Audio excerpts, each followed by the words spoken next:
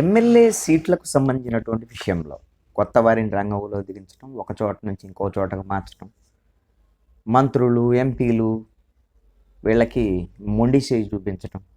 ఇప్పటికే 2 లిస్టులని వైఎస్ఆర్ కాంగ్రెస్ పార్టీ ప్రకటించేసింది. ఒకసారి 11 నియోజకవర్గాలు, ఇప్పుడు 24 నియోజకవర్గాలు, 3 ఎంపీ స్థానాలతో సహా. ఈ విధంగా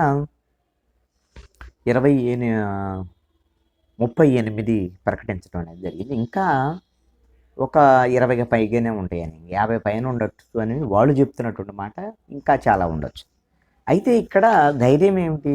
జగన్మోహన్ రెడ్డి ధైర్యం అనేటువంటి విషయానికన్నా చూస్తే ఇప్పుడు వైఎస్ఆర్ కాంగ్రెస్ పార్టీలో జరుగుతున్నటువంటి చర్చ 2 లిస్టుల తర్వాత 3వ లిస్టు కోసం జగన్మోహన్ రెడ్డి తీవ్రస్థాయిలో అదే వేగంతో చర్చలు జరుపుతున్నాడు. కానీ 2 లిస్టుల వరకు రానటువంటి వ్యతిరేకత 3వ లిస్టు రెడీ అవుతున్నటువంటి నేపథ్యంలో ధిక్కార స్వరం వినిపిస్తోంది. జగన్మోహన్ రెడ్డి అహంకారపూరితంగా వ్యవహరిస్తున్నారు. ఇది ఖచ్చితంగా వైఎస్ఆర్ కాంగ్రెస్ పార్టీకి వచ్చే ఎన్నికల్లో దెబ్బ తగలబోతోంది ఖచ్చితంగా అనేటువంటిది ఆ పార్టీలో అంతర్గతంగా జరుగుతున్నటువంటి చర్చ.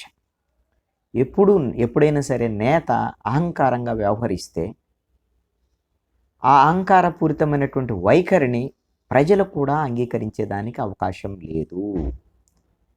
తన ఎమ్మెల్యేని చాలా గౌరవంగా చూసుకుంటారు ఓటర్లు, ప్రజలు. అలాంటి తన ఎమ్మెల్యేని, తమ నాయకుడిని, ముఖ్యమంత్రి మీద కూడా ప్రేమ ఉంటుంది, గౌరవం ఉంటుంది. వైఎస్ఆర్ కాంగ్రెస్ పార్టీ వాళ్ళు ఉంటుంది, కొంతమంది రాష్ట్రంలో ఉండేటువంటి వాళ్ళకు కూడా ముఖ్యమంత్రిగా ఉండొచ్చు. కానీ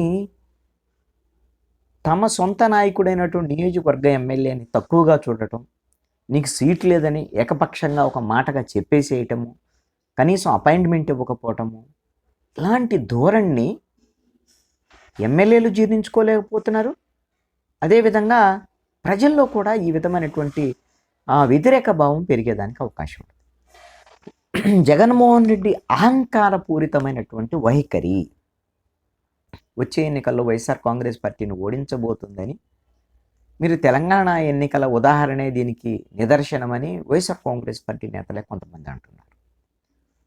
వైఎస్ఆర్ కాంగ్రెస్ పార్టీ ఎందుకు ఇలా మాట్లాడుతుంది, ఎందుకు ఇంత ఆందోళన చెందుతున్నారు? కొంతమంది మళ్ళీ వైఎస్ఆర్ కాంగ్రెస్ పార్టీ రావాలని కోరుకునేటువంటి వాళ్ళు కూడా జగన్మోహన్ రెడ్డి వైఖరి మీద కొంత ఆందోళన వ్యక్తం చేస్తున్నారు. ఎందుకు? తెలంగాణలో మొన్న బీఆర్ఎస్ మీద, ప్రభుత్వం మీద అంత తీవ్రమైనటువంటి వ్యతిరేకత లేదు. కానీ బీఆర్ఎస్ ఓడిపోవటానికి ప్రధానంగా 5 కారణాలు పనిచేసాయి. ఒకటి, కేసీఆర్ అహంకారపూరితమైనటువంటి వైఖరి. ఆయనతో పాటు ఆయన కొడుకు కేటీఆర్ అహంకారపూరితమైనటువంటి వైఖరి. ఇద్దరు నేతలు అహంకారపూరితంగా వ్యవహరిస్తున్నారు. కనీసంగా అపాయింట్మెంట్స్ లేవు, వాళ్ళ ఎమ్మెల్యేలు, ఎంపీలను కూడా ఖాతరు చేయటం లేదు అనేటువంటిది. రెండవది ఏంటి? ఫామ్ హౌస్ను వదిలిపెట్టి రావటం లేదు కేసీఆర్. మూడవది ఏంటి? కుటుంబానికి సంబంధించినటువంటి పాలన. నాలుగవది ఏంటి? కుటుంబం అవినీతి. ఐదవది అతి కీలకమైనటువంటిది నిరుద్యోగ సమస్య, యువతరం మొత్తం అసంతృప్తికి కారణమైనటువంటి అంశం. ఈ ఫ్యాక్టర్స్ని ప్రతిపక్ష పార్టీలు విపరీతంగా ప్రచారం చేశాయి. అసలు కాంగ్రెస్ పార్టీ ఎన్నికల ప్రచారంలో కూడా అహంకారంతో కూడిన పాలన పోవాలి అనేటువంటి ప్రచారాన్ని, మార్పు రావాలి అనేటువంటి ప్రచారాన్ని విపరీతంగా చేశారు. ఒక నేత ఇంత అహంకారపూరితంగా ఉన్నారు అనేటువంటి దాన్ని ఎవరూ జీర్ణించుకోలేరు.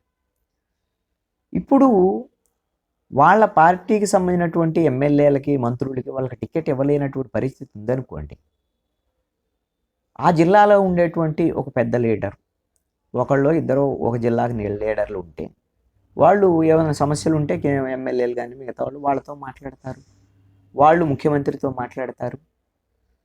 అదేవిధంగా ఈ అసంతృప్తి ఉండేటువంటి వాళ్ళని ముఖ్యమంత్రికి దగ్గరికి తీసుకెళ్ళడానికి ఇంత వెసులుబాటు ఉంటుంది.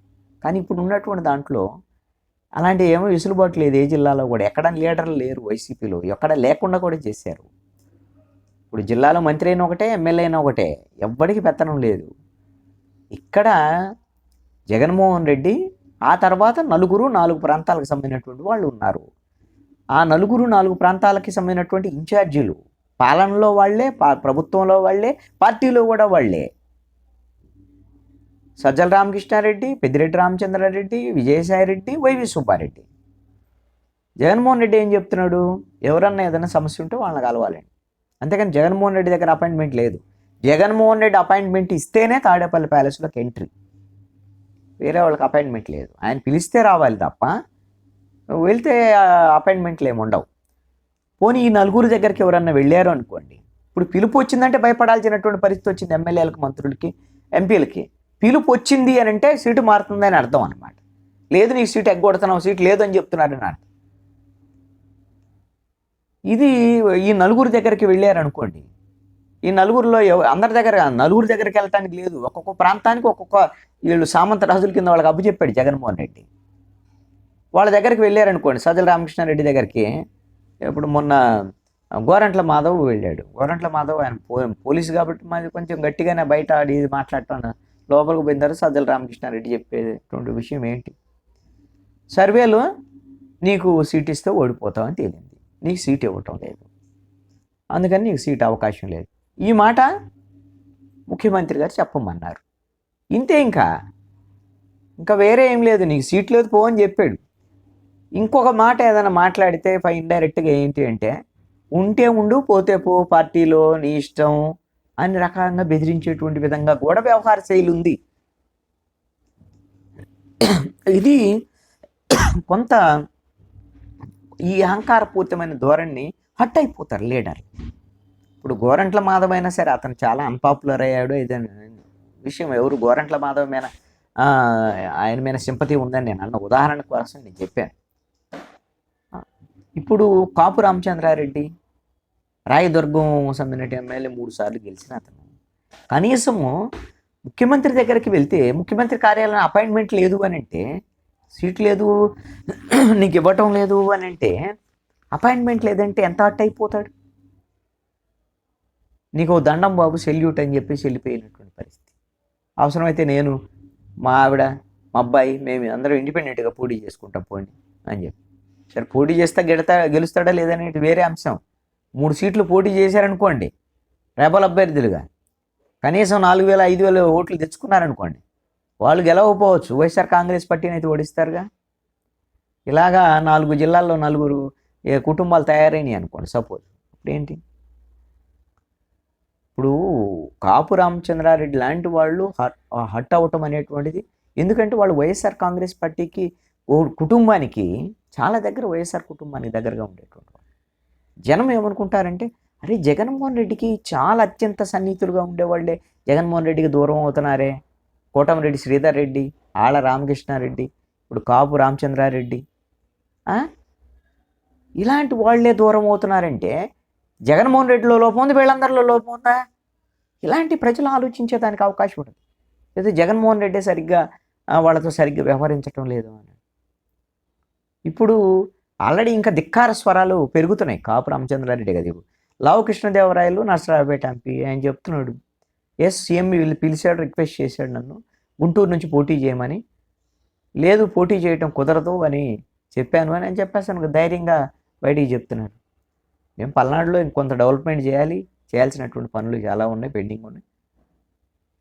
అమరావతి సంబంధించినటువంటి అంశాన్ని పెండింగ్ పెట్టేసి ఇప్పుడు అమరావతి పరిధిలో ఉన్నటువంటి గుంటూరు జిల్లాలో పార్లమెంట్లో చేస్తే అమరావతి ఏంటి పరిస్థితి అని అడిగితే ఎవరు సమాధానం చెప్పాలి అనేటువంటి విధంగా కూడా లావు కృష్ణదేవరాయలు ముఖ్యమంత్రి ముందు మాట్లాడారు అనేటువంటి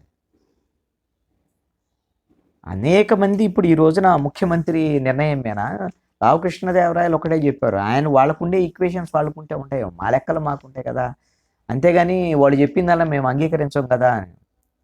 మంత్రి గుమ్మనూరు జయరాముకు కూడా సీట్ లేనటువంటి పరిస్థితి, దాని మీద ఆయన ఏదో హైదరాబాద్లో లాబింగ్ చేస్తున్నారు అనేటువంటి దాని మీద. అదేవిధంగా మైదర్ రెడ్డి, కందుకూరు ఎమ్మెల్యే మైదర్ రెడ్డి, ఈయనకు కూడా మీరు తెలుగుదేశం పార్టీ మీద తీవ్రమైనటువంటి విమర్శలు చేయటం లేదు, చంద్రబాబు నాయుడు విమర్శించటం లేదు అనేటువంటి దాని మీద కూడా గట్టిగా విమర్శించాలి అని. మైదర్ రెడ్డికి బహుశా టికెటే ఇవ్వను అని చెప్పేటువంటి పరిస్థితి ఉండకపోవచ్చేమో, ఆయనకి ప్రజల్లో మంచి ఆదరణ ఉంది.